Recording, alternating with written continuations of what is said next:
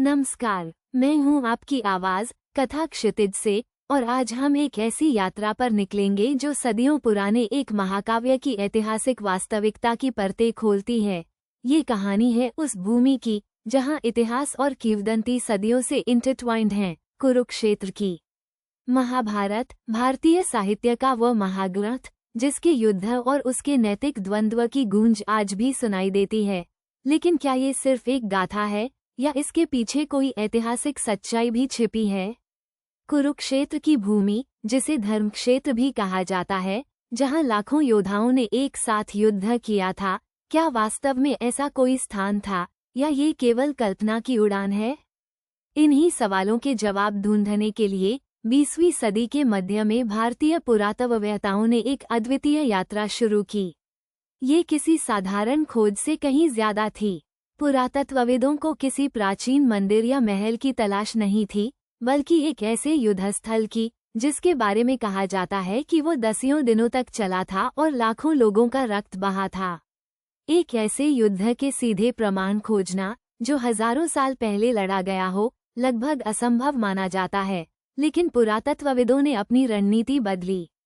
उन्होंने सीधे युद्ध के अवशेषों की बजाय उस सभ्यता और संस्कृति के निशान ढूंढने शुरू किए जो उस कालखंड में महाभारत की कहानियों के अनुसार वहां मौजूद रही होगी।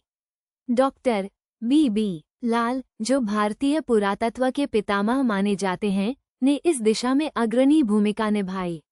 उन्होंने 1950 के दशक में उन स्थानों पर खुदाई शुरू की जिनका उल्लेख महाभारत में प्रमुखता से आता है, जैसे हस्तिनापुर, इंद्रप्रस्थ, जो अब दिल्ली का पुराना किला है, मथुरा, अहिच्छत्र और स्वयं कुरुक्षेत्र के आसपास के कई स्थल। उनकी खोज का केंद्र था एक खास किस्म के मिट्टी के बर्तन, चित्रित धूसर मृदभांड, जिसे अंग्रेजी में पेंटेड ग्रे वेयर या PGW कहा जाता है। ये PGW एक विशिष्ट प्रकार की भूरे रंग की मिट्टी से बने बर्तन थे, जिन पर काले या लाल रंग से ज्यामितीय आकृतियां और सरल डिजाइन बनाए जाते थे।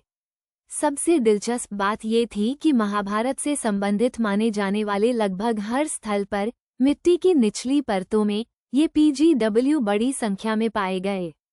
पुरातात्विक साक्ष्यों और रेडियोकार्बन डेटिंग के जरिए इन बर्तनों का कालखंड लगभग 1200 ईसा पूर्व से 600 BC के बीच का निर्धारित किया गया है। यह वही काल है जिसे विद्वान महाभारत युद्ध के संभावित समय के रूप में देखते हैं। कुरुक्षेत्र और उसके आसपास के लगभग 300 से अधिक स्थलों पर PGW के प्रमाण मिले हैं। इन उत्खननों से न केवल इन बर्तनों के टुकड़े मिले, बल्कि उस समय की बस्तियों के अवशेष, मिट्टी की दीवारें और कुछ लौह उपकरण भी प्राप्त हुए हैं।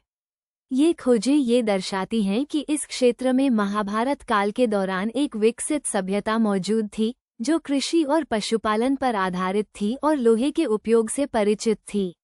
हालांकि सीधे तौर पर किसी विशाल युद्ध के मैदान, जहां हड्डियां या हथियार बड़े पैमाने पर बिखरे हों, का कोई प्रमाण नहीं मिला है, लेकिन ये प्राचीन युद्धों के संदर्भ में अपेक्षित भी नहीं है, क्योंकि समय और प्रकृति के साथ ऐसे साक्ष्य नष्ट हो जाते हैं।